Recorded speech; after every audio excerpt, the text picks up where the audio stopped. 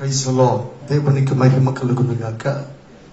క్రీస్తునందు ప్రియులారా, ఈ ఆదివారపు ఆరాధనలో మనమందరం ప్రభు పాదాల వద్దకు చేరడానికి ప్రభు మన కృపనిచ్చారు. అందును బట్టి దేవునికి మహిమ కలుగును గాక. నిజంగా ఈ మధ్యాహ్న కాలపు వేళలో దేవుని బిడ్డలమైన మనం ప్రతి పరిస్థితిలో కూడా ధైర్యముగా ఉండవలసిన వారమై ఉన్నాం. చెప్పండి, ఎలా ఉండాలి? ధైర్యముగా మనం ముందుకు మన యాత్రను కొనసాగించవలసిన వారమై ఉన్నాం. ఈ మధ్యాహ్న కాలం మన అంశం ధైర్యము తెచ్చుకొనుడి. ఏం తెచ్చుకోవాలి? ధైర్యమును తెచ్చుకొనుడి. యెషయా గ్రంథం 43వ అధ్యాయం మొదటి వచనం నుండి కొన్ని మాటలు మనం ధ్యానం చేద్దాం. అయితే యాకోబు నిన్ను సృజించిన వాడగు యెహోవా, నిన్ను సృజించిన వాడైన యెహోవా, ఇశ్రాయేలు నిన్ను నిర్మించిన వాడు, ఇలాగు సెలవిచ్చుచున్నాడు. నేను నిన్ను విమోచించి ఉన్నాను, భయపడకుము. పేరు పెట్టి నిన్ను పిలిచి ఉన్నాను, నీవు నా సొత్తు. భయపడకుము, పేరు పెట్టి నిన్ను పిలిచి ఉన్నాను, నీవు నా సొత్తు. నీవు జలములలో బడి దాటునప్పుడు నేను నీకు తోడైయుందును. నదులలో బడి వెళ్ళినప్పుడు అవి నీ మీద పొర్లి పారవు. నీవు అగ్ని మధ్యలో నడుచునప్పుడు కాలిపోవు. జ్వాలలు నిన్ను కాల్చవు. యెహోవానగు నేను నీకు దేవుడను. ఇశ్రాయేలు పరిశుద్ధ దేవుడనైన నేనే నిన్ను రక్షించువాడను. దేవునికి స్తోత్రం కలుగును గాక. నిజంగా దేవుని బిడ్డలమైన మన వ్యక్తిగత జీవితాల్లో ప్రభువు వాగ్దానాలు మన జీవితాల్లో నెరవేర్చబోతున్నారు. అంత నాతో చెప్పండి, ఈ వాగ్దానం నాది అనండి ఒకసారి. ఈ వాగ్దానం ఎవరిది? మనదే. ఆయన అంటారు, భయపడకుము, పేరు పెట్టి నిన్ను పిలిచి ఉన్నాను, నీవు నా సొత్తు. నీవు నా సొత్తు అంటే మనం ఎవరి సొత్తు? దేవుని సొత్తు. అనగా ఇప్పుడు ఏదైనా మన సొత్తు అనుకోండి. ఇప్పుడు మన ఫోన్ ఉంది, మన ఫోన్ నీళ్ళలో పడిపోయింది అనుకో. ఇప్పుడు నా ఫోన్ నీళ్ళలో పడిపోయింది అనుకో. ఇప్పుడు నా ఫోన్ ఎవరు బాగు చేయించాలి? అఖిలరాజు బాగు చేపిస్తాడా? ఎవరు చేయించాలి? ఎందుకని? అది ఒకవేళ దానికి ఏమైనా రిపేర్ వచ్చినా దాన్ని జాగ్రత్తగా చూసుకోవాల్సిన బాధ్యత ఎవరిది? అలాగే ఏదైనా ఒక వస్తువు, నిజంగా మన ఇంట్లో ఫ్రిడ్జ్ కానీ టీవీ కానీ ఏదైనా మన వస్తువు పాడైపోవాలని మనం కోరుకోం. ఎందుకని? ఆ వస్తువు చక్కగా పని చేయాలని మనం కోరుకుంటాం. ఒకవేళ పాడైపోయినా కానీ ఏం చేస్తాం? దాన్ని మరలా రిపేర్ చేస్తాం. ఎందుకనంటే మన ఇంట్లో ఉన్న ప్రతి వస్తువు పట్ల కూడా మనకేముంది? ఒక రెస్పాన్సిబిలిటీ ఉంది, ఒక బాధ్యత ఉంది. ఇప్పుడు ప్రభు కూడా అంటున్నాడు, నీ బాధ్యత నాది. ఎందుకని? నేను నా రక్తమును విలువగా పెట్టి నిన్ను కొనుక్కున్నాను. ఆమె ప్రభు ఎలా కొనుక్కున్నాడు మనల్ని? తన రక్తమునిచ్చి విలువ పెట్టి మనల్ని కొనుక్కున్నాడు. తన యవ్వన రక్తం, ఆఖరి రక్తము బొట్టు వరకు కాల్చి విలువ పెట్టి మనం కొనబడిన వారు. మీరు మీ సొత్తు కారు. మీరు ఎవరి సొత్తు అంటే మీరు దేవుని సొత్తు అయి ఉన్నారు. మన జీవితంలో బాధ్యత ఎవరిదంటే దేవునిదే. దేవునికి మహిమ కలుగును గాక. ఎవరిది బాధ్యత? చెప్పాలి, ఎవరిది? దేవునిదే బాధ్యత, దేవునిదే రెస్పాన్సిబిలిటీ. అయితే ఈ బాధ్యత కలిగిన ప్రభు అంటున్నారు, జలములలో బడి నువ్వు వెళ్తున్నావు అనుకో, అప్పుడు నేను నీకు తోడై ఉంటాను. నువ్వు నదులలో బడి వెళ్తున్నావు అనుకో, అవి నీ మీద పొర్లిపారు. ఒకవేళ నువ్వు అగ్ని మధ్యలో నడుస్తున్నావు అనుకో, జ్వాలలు నిన్ను కాల్చవు. అంటే మన నడక ఎలాగా? మన ఆత్మీయ యాత్ర ఎలా కొనసాగుతుంది? జలములలో బడి, ఇంకా నదులలో బడి, ఇంకా అగ్నిలో బడి వెళ్చూ ఉండగా నేను నీకు తోడై ఉంటాను, నువ్వు భయపడవద్దు, అవి నిన్నేం చేయలేవు అని ప్రభు వాగ్దానం చేస్తున్నాను. Praise lord. ఒకవేళ నేనైతేనా ప్రభువా ఈ జలాల్లో బడి ఎందుకయ్యే దాటెళ్ళటం, అట్లా ఈ జలాల్లో బడి ఎందుకయ్యే దాటెళ్ళటం, ఒక బ్రిడ్జి కట్టొచ్చుగా, శుభ్రంగా నడుచుకుంటూ పోయేవాడిని. ఎందులో? జలాల్లో నేను వెళ్ళటం ఎందుకు, నువ్వు నాతో రావటం ఎందుకు, ఓ బ్రిడ్జి కట్టిపెట్టు గాల్లో, అట్లా వెళ్ళిపోతా. లేకపోతే ఈ నదుల్లో పడి అసలు ఈత రానోని ఈ నదుల్లో పడి ఏం వెళ్తా? లేకపోతే ఒక షిప్ పెట్టు, ఏంటి ఒక షిప్ పెట్టు, ఆడుకుంటా పాడుకుంటూ ఇదను నా దొరికిపోతా. స్తోత్రం కలుగును గాక. ఈ అగ్ని మధ్యలో ఈ పరిస్థితుల్లో మళ్ళీ కాలిపోవటం ఎందుకు, ఇవన్నీ ఎందుకు? శుభ్రంగా ఏ బ్రిడ్జ్ లాంటిదో వేసావనుకో, ఏదో షిప్ లాంటిది వేసావనుకో, మంచి ఏసీ కార్ లాంటిదని పెట్టావనుకో, సరదాగా సంతోషంగా వెళ్ళిపోవచ్చు కదా. అవునా కాదా? ఎందుకు ఈ జలాల్లో పడి వెళ్ళటం ఎందుకు, మళ్ళీ ఆయన మనకు తోడు రావటం ఎందుకు? ఈ నదుల్లో పడి వెళ్ళటం ఎందుకు, మళ్ళీ ఆయన తోడు రావటం ఎందుకు? ప్రభు అంటాడు, కాదు, నేను నిన్ను ఖచ్చితంగా జలాల్లో నడిపించాల్సిందే. స్తోత్రం. హల్లెలూయా. ఎట్లా? నేను నిన్ను జలాల్లో నడిపించవలసిందే, అగ్నిమధ్యలో నడవలసిందే. ఎందుకని అనంటే, నువ్వు ఈ జలాల్లో బడి దాటినప్పుడు, ఈ నదుల్లో బడి వెళ్ళినప్పుడు నేను నీకు తోడై ఉన్నానన్న ధైర్యంతో నువ్వు ముందుకు సాగాలి. Praise the lord.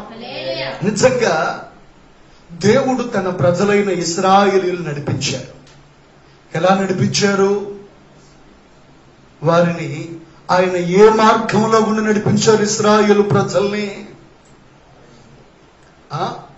చక్కని రాజమార్గాలు లేవా? కానానికి వాళ్ళకి రాజమార్గాలు లేవా? రాజమార్గాలు ఉన్నాయి. కానీ ప్రభు వారిని ఏ మార్గంలో నడిపించారు? అరణ్య మార్గంలో నడిపించారు. ఇప్పుడు ఆ కానానికి వెళ్ళడానికి మంచి మార్గాలు లేవా? ఉన్నాయి, మంచి దారులు ఉన్నాయి. కానీ దేవుడు వారిని ఎడారి మార్గంలో, అరణ్య మార్గంలో నడిపిస్తున్నారు. Praise the Lord. హల్లెలూయా. నిజంగా నా ప్రియమైన దేవుని పిల్లరా, మంచి రాజమార్గాలు ఉన్నాయి. కానీ జలాల్లో నుండి ప్రభు వాళ్ళు నడిపించారు. ఇంకా ఎర్ర సముద్రములో నుండి వారు నడిపించారు. అరణ్య మార్గములో నుండి ప్రభు వారు నడిపించారు. నిజంగా నా ప్రియమైన దేవుని పిల్లరా, నిజంగా రాజమార్గాల్లో వెళ్తే మంచిగా ఏముంటది? రాజమార్గంలో వెళ్తే ఎక్కడ పడితే అక్కడ రోడ్డు పక్కన హోటల్స్ ఉంటాయి, సత్రాలు ఉంటాయి, శుభ్రంగా అక్కడ భోజనం చేయొచ్చు, వెళ్ళొచ్చు. స్తోత్రం కలుగును గాక. లేకపోతే అక్కడ పడితే అక్కడికి వెళ్ళొచ్చు. కానీ ప్రభు ఏం చేస్తారంటే, చుట్టూత అరణ్య మార్గంలో ప్రభు వారిని నడిపించారు. ఎందుకనంటే ప్రభువు వారితో కలిసి నడవాలని, వారితో కలిసి సహవాసం చేయాలని ప్రభువు వాంఛించిన వాడే. వారిని ధైర్యపరచడం కొరకు, వారిని బలపరచడం కొరకు దేవుడు వారిని ఏ మార్గంలో నడిపిస్తున్నాడు? చెప్పాలి. అరణ్య మార్గంలో కూడా నడిపించాడు. సముద్రములో నుండి ప్రభు వారిని నడిపించాడు. అయినను వారిని విడిచిపెట్టాడా? ఈరోజు మన వ్యక్తిగత జీవితంలో కూడా ప్రభువా ఇలా ఉంటే నా పరిస్థితి చాలా బాగుంటుంది కదయ్యా, మరి నన్నెందుకు అలా నడిపించట్లేదు? ఇలా మంచి ఆరోగ్యంగా, ఏ బాధ లేకుండా, ఏ సమస్య లేకుండా, ఏ దుఃఖం లేకుండా సంతోషంగా నడిపించవచ్చు కదయ్యా. ఏ వేదన లేకుండా, ఏ సమస్య లేకుండా ఆనందంగా నడిపించవచ్చు కదయ్యా. ప్రభు అంటాడు, నిజంగా ఈ పరిస్థితులు గుండా మనల్ని ఎందుకు ప్రభు నడిపిస్తున్నారంటే మన హృదయాలను మరింతగా ధైర్యపరచడం కొరకే, మన ద్వారా అనేకులు ధైర్యం చేత నింపబడటం కొరకే. హల్లెలూయా. గట్టిగా చెప్దామా? హల్లెలూయా. ఆయన నడిపిస్తున్న మన బాధ్యత ఎవరిదే? చెప్పాలి. మన సొత్తు ఎవరు? అనేక సందర్భాల్లో నువ్వేమాత్రం భయపడవలసిన అవసరం లేదు, కుంగిపోవలసిన అవసరం లేదు. ఎందుకనంటే నీ దేహము నీ సొత్తు కాదు. ఎవరి సొత్తు? దేవుని సొత్తు అయింది. మనము దేవుని సొత్తు అయిన ప్రజలమైనా కనుక మనం భయపడకుండా ధైర్యంగా ముందు కొనసాగాలి. ఆమేన్. రెడీగా చెప్దామా? ఆమేన్. నిజంగా దేవుని ప్రజలు జలాల్లో పడి వెళ్ళాలి అనంటే వారికి ఏం కావాలి? ధైర్యం కావాలి. అగ్ని మధ్యలో నుండి వెళ్ళాలంటే వారికి ఏం కావాలి? ధైర్యం కావాలి. ఏం కావాలి చెప్పండి? ధైర్యం కావాలి. అందుకే ఆనాడు షడ్రకు మేషకు అబేద్నెగోలు 7 అంతల అగ్నిగుండం మండుతా ఉన్నప్పుడు, ఆ అగ్నిగుండం మరింతగా మండుతూ ఉన్నప్పుడు రాజు అన్నాడు, గుండాన్ని 7 అంతలు చేయండి, నేను తీసుకెళ్ళి అందులో పడేయండి అన్నాడు. అప్పుడు షడ్రకు మేషకు అబేద్నెగోలు ఏమన్నారు? బాబు నీ కాలు మొత్తామయ్యా, నీ చేతులు మొత్తామయ్యా, మమ్మల్ని విడిపించయ్యా, మేము బ్రతుకుతామయ్యా అన్నారా? ఏమన్నారు? నెబుకద్నెజర్ ప్రైజ్లా రాజును సైతం ఏమని పిలుస్తున్నారు తెలుసు? మీరు పేరు పెట్టి పిలుస్తున్నారు. నెబుకద్నెజర్, నీకు ప్రత్యుత్తరం ఇవ్వాలన్న చింత మాకు లేదు. మా దేవుడు మండుచు ఉన్న వేడిమ గల గుండములో నుండి మమ్మల్ని రక్షించడానికి సమర్థుడు. ఒకవేళ రక్షించకపోయినా సరే మేము నీ ప్రతిమకు మొక్కం. మరణం అంటే భయం లేదు, అగ్నిగుండం అంటే భయం లేదు అని వారు ధైర్యంగా వెళ్ళారండి అగ్నిగుండంలోకి. Praise the lord. అయితే ఒక ప్రశ్న, ఇప్పుడు అగ్నిలో పడి వెళ్ళినప్పుడు నేను నీతో ఉంటానని ప్రభు ఏం చేశారు? వాగ్దానం చేశారు. నిజంగా వారు వాగ్దానాన్ని నమ్మి విశ్వసించి వారు అగ్నిలోనికి వెళ్ళినప్పుడు 4వ వ్యక్తిగా ప్రభు వారి మధ్యలోనికి వచ్చారు. స్తోత్రం కలుగునుగాక. అగ్ని వాసన సహితం అంటకుండా ప్రభు వారిని నడిపించారు. సింహాల గుహలోనికి దానియేలు వెళ్ళాడు. అపోస్తలులు చెరసాల్లోనికి వెళ్ళారు. రంపములతో కోయబడ్డారు. నిజంగా ప్రియుగా రాళ్ళ దెబ్బలు, కోడా దెబ్బలు అనుభవించారు. ఎందుకనంటే వారెవ్వరు కూడా వారు పిరికివారు కారు. దేవుడు మనకు శక్తి గల ఆత్మనే ఇచ్చారు గాని, ఇంద్రియ నిగ్రహము గల ఆత్మనే ఇచ్చారు గాని, పిరికితనము గల ఆత్మను దేవుడు మనకు ఇవ్వలా.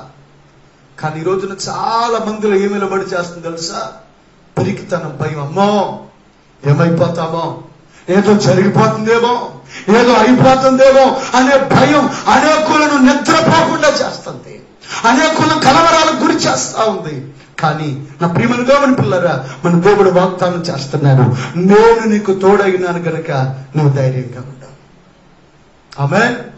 ప్రభు మనకు తోడైనారు గనక మనం ఎలా ఉండాలి? ధైర్యంగా ఉండాలి. అందుకని లేఖన భాగాలు చూస్తున్నప్పుడు చదవండి. హెబ్రీ పత్రిక చదవండి. మరొక మాట చదువుదాం. హెబ్రీలకు రాసిన పత్రిక 10వ అధ్యాయం 35వ వచనం. కాబట్టి మీ ధైర్యమును విడిచిపెట్టకుడి. కాబట్టి మీ ధైర్యమును విడిచిపెట్టకుడి. దానికి ప్రతిఫలముగా గొప్ప బహుమానము కలుగును. గొప్ప బహుమానము కలుగును. ఆమేన్. ఏం చేయాలట? మన ధైర్యమును ఏమాత్రము విడిచిపెట్ట, దానికి ప్రతిఫలముగా గొప్ప బహుమానము కలుగుతాం. పిల్లరా, చాలాసార్లు మనం అనుకుంటాం ఏమని? మనం పాటలు పాడితే మన పాటలకి దేవుని దగ్గర ప్రతిఫలం ఉంది. మనం ప్రార్థన చేస్తే మన ప్రార్థనకు దేవుని దగ్గర ప్రతిఫలం ఉంది. మనం ఆరాధన చేస్తే మన ఆరాధనకు దేవుని దగ్గర ప్రతిఫలం ఉంది. మనం దేవునికి దశం భాగం ఇస్తే, కానుకలు ఇస్తే, మనం ఇచ్చిన దశం భాగాలకు కానుకలకు దేవుని దగ్గరే ఉంది, ప్రతిఫలం ఉంది. మనం ఎవరికైనా పేదలకి దానం చేస్తా ఉంటే ఆ సహాయం చేసిన దానికి మన దగ్గర దేవుని దగ్గర మనకు ప్రతిఫలం ఉంది అని. కానీ మన ప్రార్థనకు ఏ విధంగా దేవుని దగ్గర ప్రతిఫలం ఉందో, మనం దేవునికి ఇచ్చే దశం భాగాలకు, కానుకలకు ఏ రీతిగా దేవుని దగ్గర ప్రతిఫలం ఉందో, అలాగే మనం చేస్తున్న సువార్తకు లేదా ఆత్మ రక్షణకు ఏ విధంగా ప్రతిఫలం ఉందో, అలాగే మనము కలిగి ఉన్న ధైర్యానికి కూడా దేవుని దగ్గర ప్రతిఫలం ఉంది. ఆమేన్. చెప్పండి గట్టిగా. అందుకనే ప్రభు అంటారు, ధైర్యాన్ని ఏం చేయొద్దు, విడిచిపెట్టద్దు. ధైర్యాన్ని విడిచిపెట్టద్దు. ఎందుకంటే దానికి ప్రతిఫలంగా గొప్ప బహుమానము కలుగును. హల్లెలూయా. అందరు నాతో చెప్పండి, ఎటువంటి బహుమానం? ఏ బహుమానం? గొప్ప బహుమానం, గ్రేట్ గిఫ్ట్. ఏ గిఫ్ట్? గొప్ప బహుమానం. మరి ఈ అంతర్జాతీయ క్రికెట్ లో కూడా స్తోత్ర అంత గొప్ప బహుమానం ఇస్తారో లేదో. ఇంతకు ముందు ఏ మనుషులు కూడా ఎవరినంత గొప్ప బహుమానం దేనికోసం అంటే కేవలం నువ్వు ధైర్యంగా ఉన్నందుకే నీకంత బహుమానం. స్తోత్రం చెప్పండి గట్టిగా. హల్లెలూయా. నిజంగా ఇప్పుడు ప్రపంచమంతా భయంకరమైన మరణ భయం ఏలుబడి చేస్తా ఉండగా నువ్వేం కలిగి ఉండాలి? నీ ధైర్యాన్ని ఏమాత్రం విడిచిపెట్టద్దు, నీ ధైర్యాన్ని కోల్పోవద్దు. ఎందుకనంటే నీవు కలిగి ఉన్న ధైర్యాన్ని నువ్వు పట్టుకొని ఉంటే ఆ ధైర్యానికి దేవుడు ఏమిస్తున్నాడంటే గొప్ప బహుమానాన్ని దాచిపెట్టాడు. చెప్దాం గట్టిగా ఆమేన్. మరి అది నువ్వు 2 చేతులతో మోయగలవో లేదో. ఏంటి? మనుషులిచ్చే బహుమానమే బంగారంతో, మనుషులిచ్చే బహుమానమే ఇదిగో వచ్చిన వైడూర్యాలతో, మనుషులిచ్చే బహుమానాలు గోల్డెన్ కప్ అని, డైమండ్ కప్ అని రకరకాల బహుమానాలు అయితే మరి సర్వాధికారి దేవుడిచ్చే బహుమానం ఎలా ఉంటుందో ఒకసారి ఆలోచించండి. అది ఎంత అత్యున్నతమైన బహుమానం. ఈ బహుమానం దేనికి? దశంభాగాలకో, ప్రార్థనకో, అలా మరొక దానికో, వాటన్నిటి బహుమానాలు సపరేట్. ప్రత్యేకంగా ధైర్యానికే గొప్ప బహుమానం. స్తోత్రం చెప్తాం గట్టిగా. హల్లెలూయా. కాబట్టి అనేక మంది భక్తులు ఎలా ఉన్నారు బ్రతికారు తెలుసా? క్రీస్తునందు వారు చిన్నపిల్లలుగా ఉన్న చిన్నపిల్లలైనా చిన్నపిల్లలు కూడా ధైర్యంగా ఉన్నారు, యవనస్తులు ధైర్యంగా ఉన్నారు, స్త్రీలైనా ధైర్యంగా ఉన్నారు, పురుషులైనా ధైర్యంగా ఉన్నారు, వృద్ధులైనా ధైర్యంగా ఉన్నారు. ఎందుకనంటే మనము భయపడుటకు మనం దాస్యప్రాత్మను పొందలేదు, మనము దత్తపుత్రాత్మను పొందాం. ఈ దత్తపుత్రాత్మ మనకు పెరిగితనం గల ఆత్మనివ్వలేదు, మనల్ని ఎల్లప్పుడూ ధైర్యాన్ని ఇస్తా ఉంది. కనుక మనం ఏ మాత్రం కూడా ఏం చేయకూడదు? ధైర్యాన్ని ఏ మాత్రం కూడా ఏం చేయకూడదట? విడిచిపెట్టకూడదు. స్తోత్రం కలుగును గాక. మొదటి మాట ఏంటి? ధైర్యాన్ని విడిచిపెట్టకూడదు. దీనికి ఏముంది? గొప్ప బహుమానం ఉంది, గొప్ప బహుమానం ఉంది. మరొక మాట చూద్దాం, చూడండి. అలాగే మత్తయి సువార్త 14వ అధ్యాయం 25వ వచనం. మత్తయి సువార్త 14:25. రాత్రి 4వ జామున ఆయన సముద్రము మీద నడుచుచు, రాత్రి 4వ జామున ఆయన సముద్రము మీద నడుచుచు వారి యొద్దకు వచ్చెను. ఆయన సముద్రము మీద నడుచుట శిష్యులు చూచి తొందరపడి భూతమని చెప్పుకొని భయము చేత కేకలు వేసిరి. వెంటనే యేసు ధైర్యము తెచ్చుకొనుడి. స్తోత్రం కలుగును గాక. మన ప్రభువైన యేసు క్రీస్తు 12 మంది శిష్యులు ఉన్నారు. ఆయన అవతలకి వెళ్ళండి వారిని బలవంతం చేసి పంపించారు. వారు కూడా ఏం చేశారు? అద్దరికి వెళ్తున్నారు.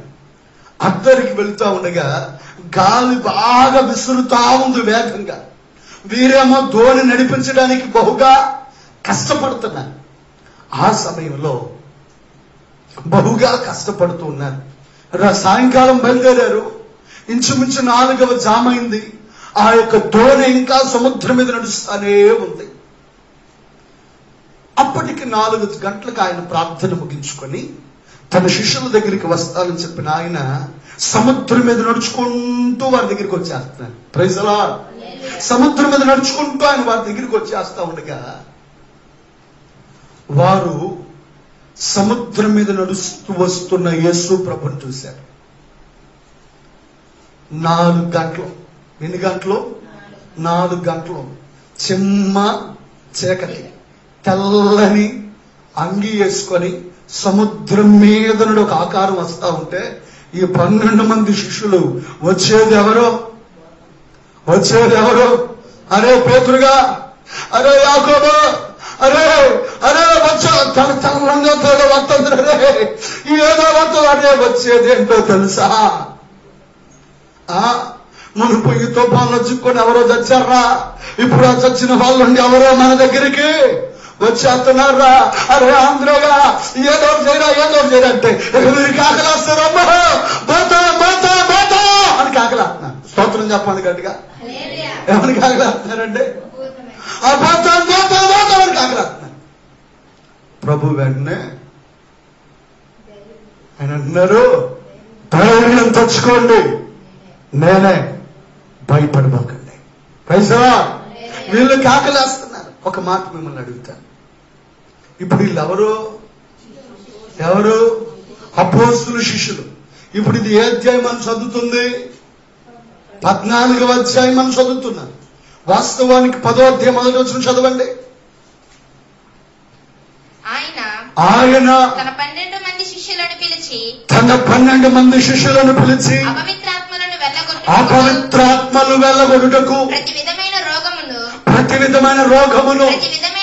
ప్రతి విధమైన వ్యాధిని స్వస్థపరచుటకు వారికి అధికారం ఇచ్చెను. స్తోత్రం చెప్పండి గట్టిగా. ఇప్పుడు వీళ్ళకి అధికారం, పర్మిషన్ ఉందా లేదా? ఎప్పుడు ఇచ్చారు ఆయన అధికారం? 10వ అధ్యాయంలోనే ప్రారంభంలోనే ప్రభు ఇచ్చారు. ఆది అపోస్తులందరికీ పిలిచి, నానా నేను మీకు అధికారం ఇస్తున్నా. ఏమిటి అధికారం? అపవిత్రాత్మల్ని వెళ్ళగొట్టడానికి, రోగులను స్వస్థపరచడం నేను మీకు అధికారం ఇస్తాను. నిజంగా యేసు ప్రభు ఇప్పుడు రాజీనగర్ వస్తుంది అనుకోండి, ఆయన అక్కడ ఉన్నాడు, బడవరుతు దగ్గర ఉన్నాడు. అక్కడ ఈలోగా 2 శిష్యులు రాజీనగర్ ముందుకు వచ్చేస్తారు. ప్రకాశ్ నగర్, పాయకపురం ఇవన్నీ తిరిగి ఇద్దరే ముందుగా వచ్చి ఈ ప్రాంతంలో ఉన్న దెయ్యాలన్నీ వెళ్ళగొట్టేస్తారు, రోగులందరినీ బాగు చేస్తారు.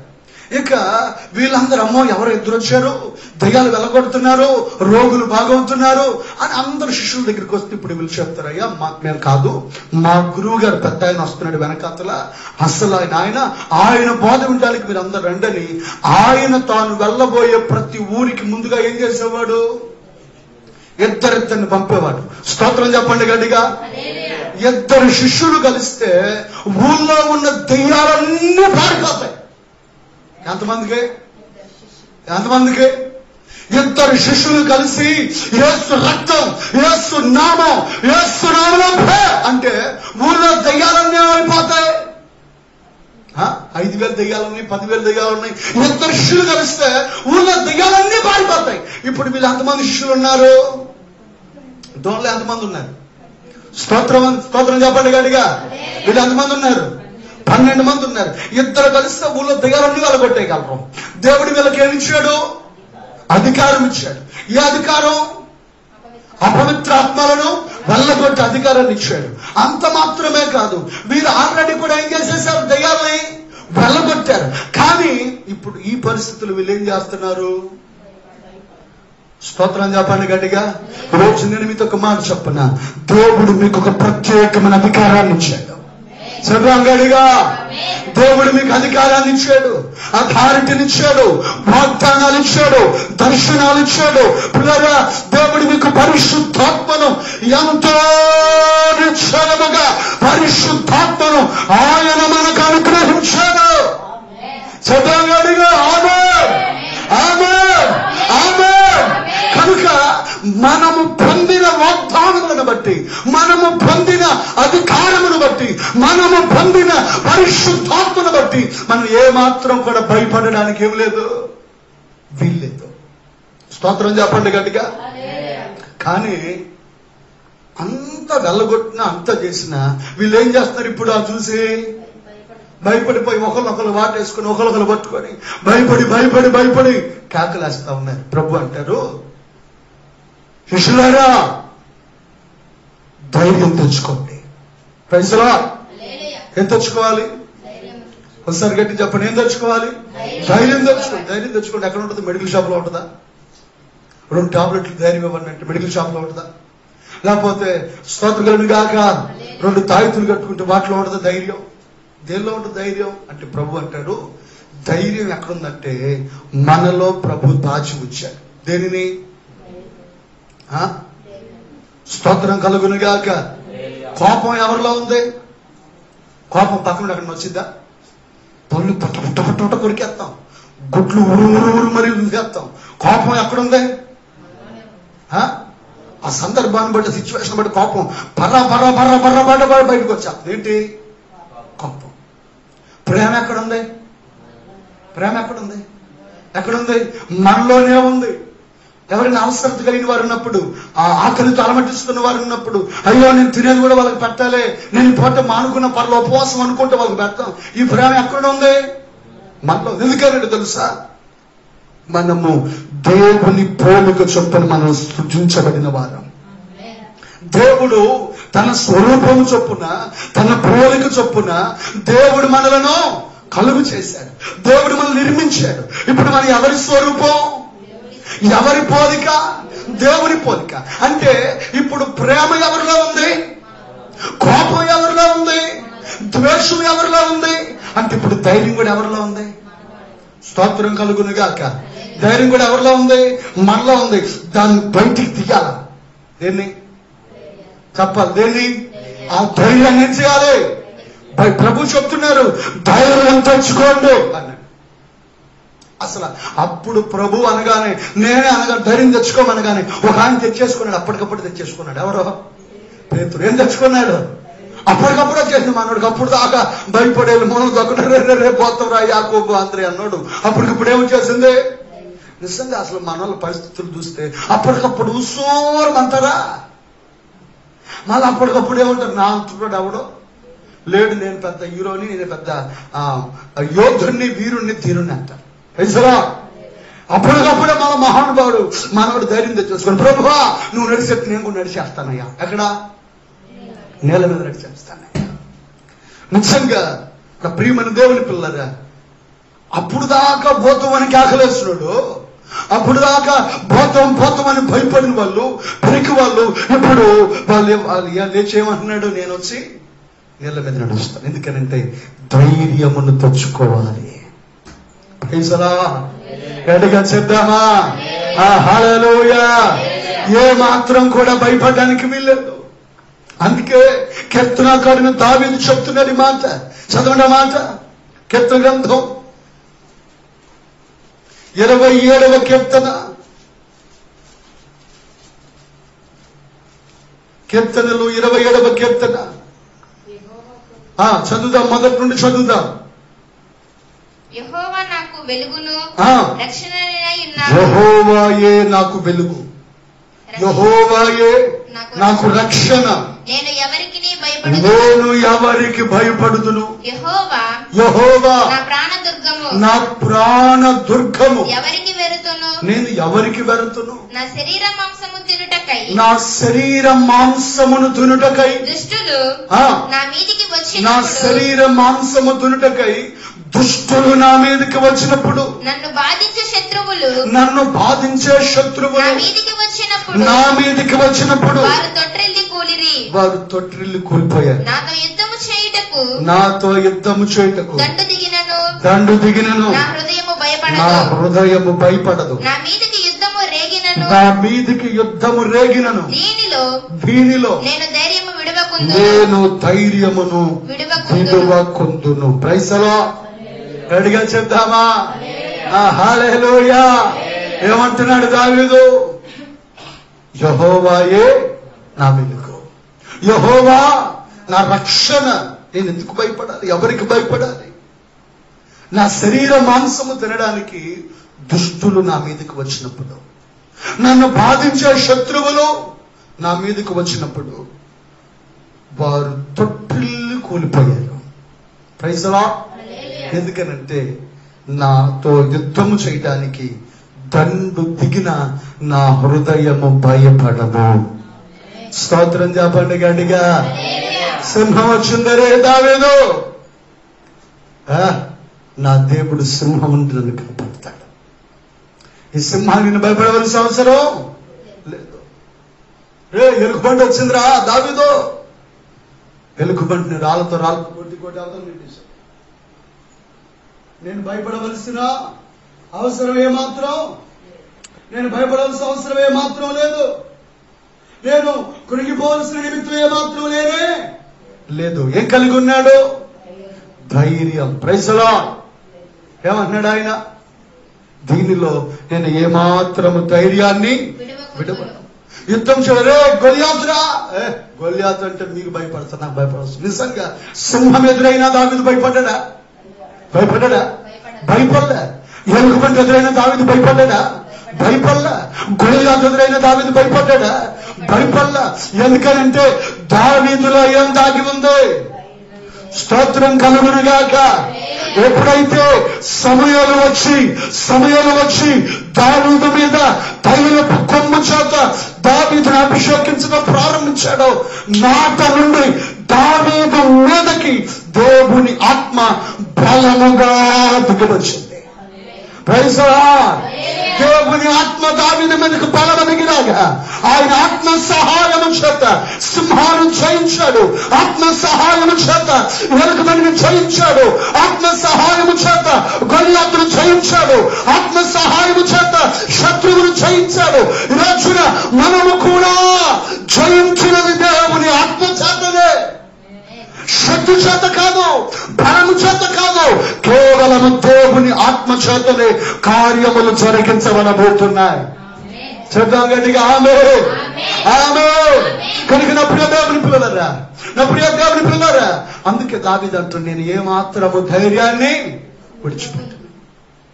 రాజులు మనకెవ్వరు లేరు, శూరులు మనకెవ్వరు లేరు, రాజులు మనకెవ్వరు లేరు, శూరులు మనకెవ్వరు లేరు, సైన్యములకు అధిపతి అయిన యెహోవా మనంద, సైన్యము అందరూ యెహోవా మనంద,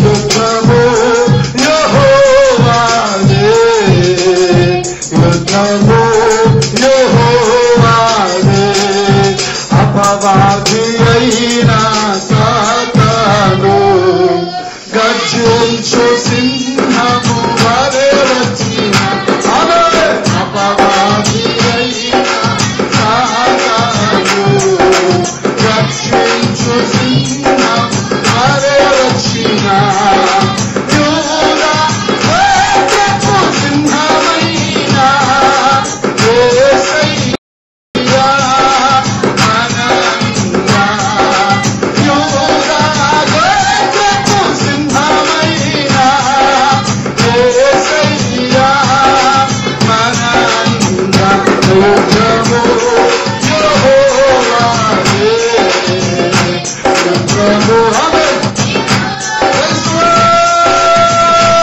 యుద్ధము యెహోవాదే, యుద్ధము యెహోవాదే, యుద్ధము యెహోవాదే, యుద్ధము యెహోవాదే. హల్లెలూయా. దగ్గరగా చెప్దాం హల్లెలూయా. నిజంగా అన్నాడు దావీదు చెప్తున్నాడు, ఏ మాత్రము నేను ధైర్యమును విడిచిపెట్టను. రోజు నీ జీవితంలో కూడా భయపడుతున్నావా? ధైర్యం తెచ్చుకో. పరిశుద్ధాత్మ దేవుని ద్వారా నీవు ధైర్యము చేత నింపబడదువు గాక. చదవంగడిగా పరిశుద్ధాత్మ దేవుడు మీలో ధైర్యమును అనుగ్రహించునుగాక. ఆమేన్. కనుక నా ప్రియ దేవుని పిల్లలారా, మనం ఎల్లప్పుడూ ధైర్యమును కలిగి ఉండే వారికి ఉండాలి. ఎలాగునా? ధైర్యం. ప్రభువు కోరుతున్నాడు ఏం కలిగి ఉండాలని? ధైర్యాన్ని కలిగి ఉండాలి. ఆమేన్. మొదటిగా ఏం చేయాలి? ధైర్యాన్ని విడిచిపెట్టకూడదు. దానికి ప్రతిఫలం గొప్ప బహుమానం ఉంది. రెండవదిగా ఏం చేయాలి? ధైర్యాన్ని తెచ్చుకోవాలి. మనకు దేవుడు అధికారం ఇచ్చాడు, అభిషేకాన్ని ఇచ్చాడు. నీవు రక్షించబడినటువంటి వ్యక్తివే. స్తోత్రం. ఎటువంటి వ్యక్తివి? నువ్వు రక్షించబడిన వ్యక్తివి. మారు మనసు పొందిన వ్యక్తివి, నువ్వు దేవుని యందు విశ్వాసం ఉంచిన వ్యక్తి. ఎప్పుడైతే నువ్వు రక్షించబడ్డావో, ప్రభువునందు విశ్వాసం ఉంచి నీ పాపములు ఒప్పుకొని పశ్చాత్తాపపడి యేసు రక్తములో కడగబడి నీటి బాప్తిసం పొంది పరిశుద్ధాత్మ అనుభవాన్ని పొంది ప్రభు వలలో పాలు పొందులు పొందుతూ ప్రభు కొరకు ఎప్పుడైతే సాక్షిగా బతుకుతున్నావో, నువ్వు దేవుని కుమారుడవు, దేవుని కుమార్తెవు. కనుక నీవు అధికారాన్ని దేవునికి ఇచ్చాడు కనుక నీవేమకూడదు, భయపడకూడదు అన్నాడు. శిష్యులకు ప్రభు ఏమిచ్చారు, కానీ వారు ఏం చేస్తున్నారు, భూతమని ఆల్రెడీ వారికి అధికారం ఉందా లేదా, ఉంది, కానీ వారు భయపడుతున్నారు. దేవుని పిల్లలపైన మనం అలా ఉండకూడదు. నిశ్చయంగా అన్నాడు ధైర్యాన్ని విడిచిపెట్టొద్దన్న దేవుడు, అన్నాడు ధైర్యం తెచ్చుకున్న అపోస్తులతో మాట్లాడుతున్న దేవుడు. నిజంగా ఈ కడవరి దినాల్లో ఉన్న మనతో కూడా ప్రభు ఒక మాట మాట్లాడుతున్నాడు. చదువుతా చూడండి, లూకాసు వార్త 21వ అధ్యాయం 28వ వచనం. 21వ అధ్యాయం 28వ వచనం. ఇవి జరుగనారంభించినప్పుడు మీరు ధైర్యము తెచ్చుకొని మీ తలలు ఎత్తుకొనుడి, మీ విడుదల సమీపించుచున్నది. ప్రైజ్ ది లార్డ్, హల్లెలూయా. ఏంటట అన్నాడు. శిష్యులు వచ్చి అడుగుతున్నారు, బోధకుడా యుగ సమాప్తి ఎలా జరుగుతుందయ్యా,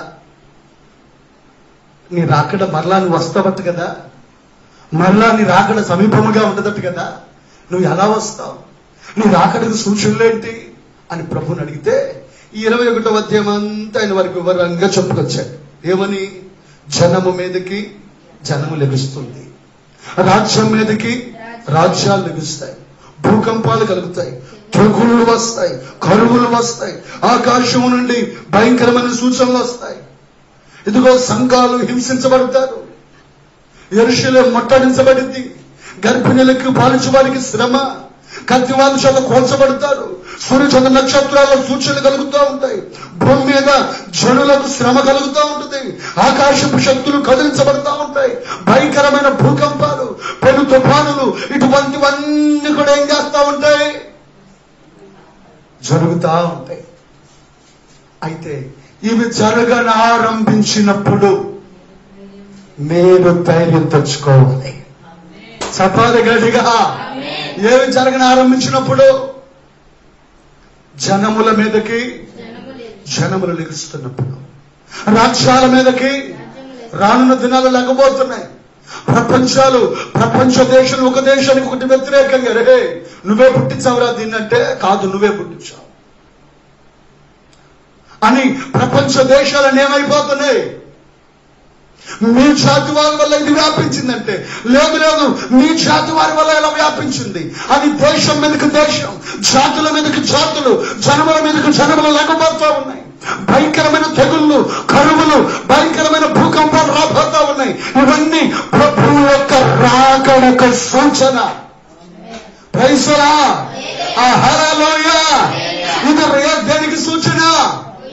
నువ్వు గుర్తించాలి, ఇది జరుగుతున్నాయి అంటే నా ప్రియుడి రాకడ దగ్గర పడింది, నా ప్రభువు రాకడ దగ్గర పడింది అని నువ్వేం చేయాలి తెలుసా? ఇవి జరగని ఆరంభించినప్పుడు అంటే ధైర్యం తెచ్చుకోండి, మీ తలలో పైకెత్తాలి. Praise the lord. ఏం చేయాలంట? ధైర్యం తెచ్చుకొని, అమ్మో అని కురుపాఠం భయపడటం కాదు, ధైర్యం తెచ్చుకొని ఏం చేయాలి? తలలో పైకెత్తాలి. తలను పైకెత్తగా, ఎందుకనంటే ప్రభువు రాబోతున్నాడు, ఆయన త్వరగా రాబోతున్నాడు. ఆ కనబడే శబ్దం వినబడతా ఉంది. కనుక సంఘమా, నువ్వు భయపడవలసిన సమయము కాదిది. సంఘమా, విశ్వాసి, నువ్వు భయపడవలసిన సమయం కాదిది. విశ్వాసి, నువ్వు భయపడి దాముకునే సమయం ఏమాత్రమో కాదిది. ఇవి జరగటం ప్రారంభిస్తూ ఉన్నప్పుడు నువ్వు ఇది దేవుని రాకడ సూచనలని గుర్తించి ధైర్యము తెచ్చుకొని నీ తలను నువ్వు పైకెత్తాలి. పైకెత్తుకోవడం అంటే పైకెత్తుకోవడం ఎగట్టా ఎత్తి పొత్తుకులే ఎత్తుకోమని కాదు, నీ ఆత్మీయ దృష్టి దేవుని వైపునకు చూడాలి. Praise the lord. పైకి ఎత్తుకోవడం అంటే అర్థం ఏంటో తెలుసా? చదవండి ఫిలిప్పీయులకు రాసిన పత్రిక 3వ అధ్యాయం 1వ వచనం నుండి.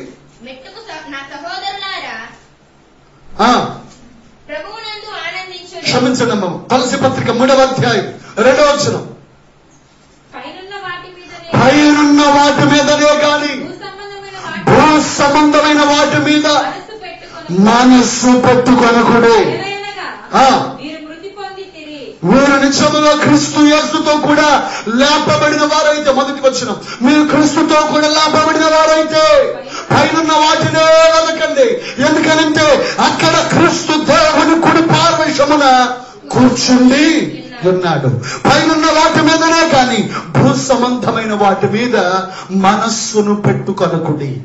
ఈ సూచన జరిగేటప్పుడు మన మనసు ఎటువైపు పెట్టుకోలేక, స్తోత్రం కలుగును గాక, ఏం చేయాలి? మన మనసు అంత ఎటువైపు పెట్టాలి?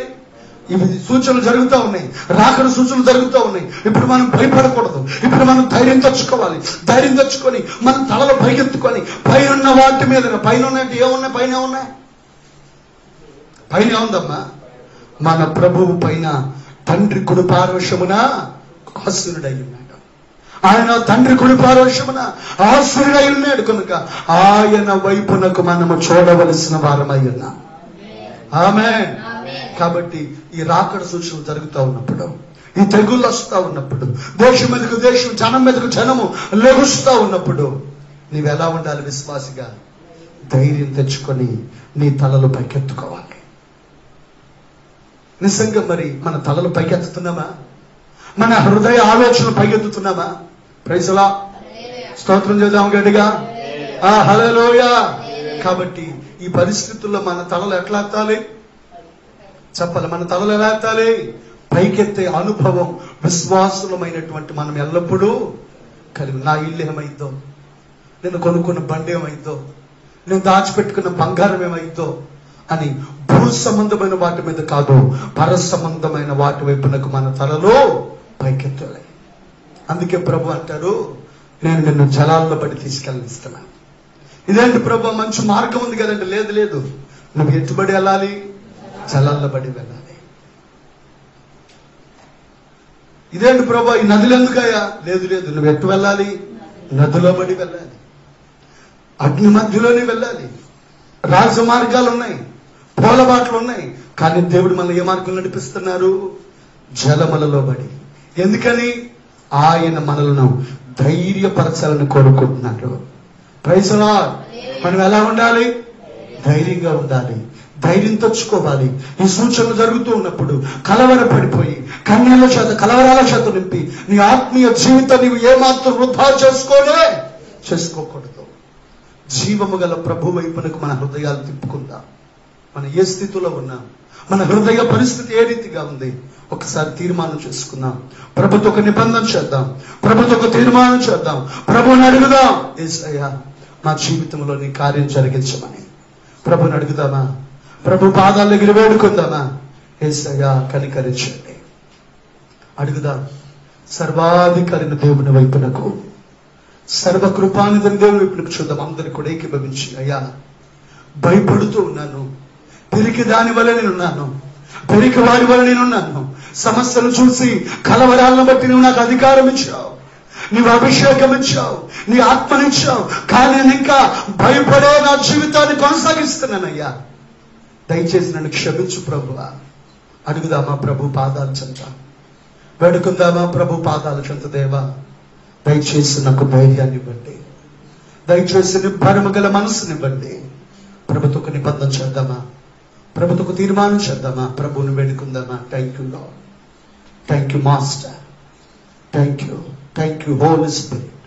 అడుగుదాం. ధైర్యం తెచ్చుకోవాల్సిన సమయం ఇది. ప్రార్థిద్దాం. ప్రభువా నాకు ధైర్యాన్ని ఇవ్వండి, నా హృదయంలో ఉన్న పిరికితనాన్ని తీసివేయండి. అనేక దినములుగా మరలా భయపడి దిగజారిపోయిన స్థితిలోని దిగజారిపోతున్నానయ్యా. దయచేసి నాకు ధైర్యాన్ని ఇవ్వండి, పిరికితనము గల మనస్సును నాలో నుండి తీసివేయండి ప్రభువా. అడుగుదామా? ప్రార్థిద్దామా? ప్రభు పాదాల చెంత. విశ్వాసి, నువ్వు ధైర్యం తెచ్చుకోవలసిన సమయం, నువ్వు ధైర్యం తెచ్చుకోవలసిన సమయం, ధైర్యముగా ఉండవలసిన సమయం ఇదే. ప్రభు దగ్గర వేడుకుందాం, ప్రభుని అడుగుదాం, ప్రభుని అడుగుదాం పిల్లరా, ప్రభుని అడుగుదాం. Thank you Lord, thank you master, thank you lord. స్తోత్రం.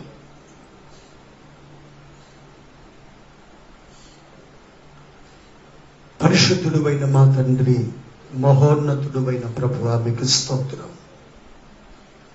మా వేదనలో, మా కన్నీళ్ల మధ్యలో మీరు మాకు తోడై ఉన్నారు. మా ప్రతి సమస్యలో, పరిస్థితుల మధ్యలో మీరు మాకు తోడై ఉన్నారు. అందును బట్టి మీ నామాన్ని స్తుతిస్తున్నామయ్యా. మీ కృపచేతనే మమ్మల్ని బలపరచండి. సర్వశక్తిమంతుడా, సర్వాధికారివైన ప్రభువా, మాలో ధైర్యమునివ్వండి. చాలా సందర్భాల్లో మేము భయపడిపోతున్నాం. ఇది జరగనారంభించినప్పుడు ధైర్యము తెచ్చుకునే మనసును మాకు దయచేయండి. ధైర్యము తెచ్చుకునే హృదయమును మాకు దయచేయండి.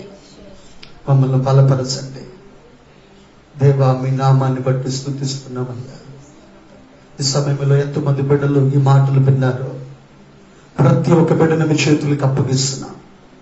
ఆనాడు భక్తులు ధైర్యంగా ఉండినట్లుగా, దావీదు ధైర్యపరచబడినట్లుగా, విశ్వాసులమైన మేము ఎల్లప్పుడూ ధైర్యముగా ఉండి నీ రాకడ కొరకు సిద్ధపరచబడే గొప్ప కృపను, భాగ్యమును మాకు దయచేయమని, మా దైనందిన జీవితాల్లో, మా ఆత్మీయ యాత్ర జలములలో బడి సాగుతున్నా, నదులలో బడి సాగుతున్నా, అగ్నిలో బడి సాగుతూ ఉన్నప్పటికీ మా యాత్రలో మేము కొనసాగించు వారిగా, మీ కృప చేత నింపబడి ఆత్మ సాన్నిధ్యము, పరిశుద్ధాత్మ వెలుగు చేత ముందుకు కొనసాగించబడే కృపను మాకు దయచేయండి. తరతరముల శాపాన్ని కొట్టివేయండి, తరతరముల అపరాధములను కొట్టివేయండి.